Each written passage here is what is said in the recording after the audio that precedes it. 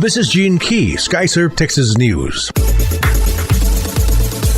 From the Texas News Digest, a man accused of dragging a Texas state trooper with his vehicle during a traffic stop Wednesday night is now in custody. Russell Patrick Richards, 35, was booked into the Montgomery County Jail, facing charges of aggravated assault against a public servant and evading arrest with a vehicle. Authorities said the Department of Public Safety trooper first stopped a black Infiniti just before 10 p.m. on Interstate 45. The driver fled as the DPS trooper approached him, becoming stuck to the car. The trooper drug a couple of feet before getting loose. The man drove away, prompting a search for the auto in the Shenandoah area. Richards eventually arrested around 2:15 a.m. in the parking lot of a Clarion Suites hotel.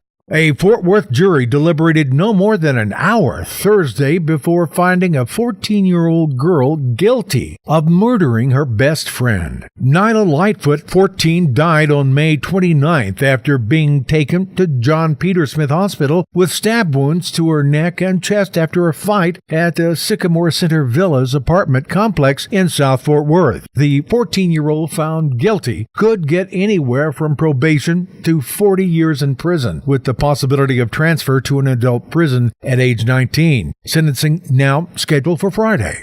Amazon officials have backed out of a deal with New York to place half of their dubbed HQ in the city. For now, Amazon officials say they have no plans to relaunch a search for another city to build the project. Does North Texas have another shot at luring half of Amazon's new headquarters? But if they do, and North Texas gets back in the hunt, the region faces an uphill battle because of a lack of science, technology, engineering, and math professionals, according to one expert. She said the high-tech workforce needed for Amazon's work would have to come from elsewhere. But for now, Amazon said they aren't reopening the HQ2 bidding process.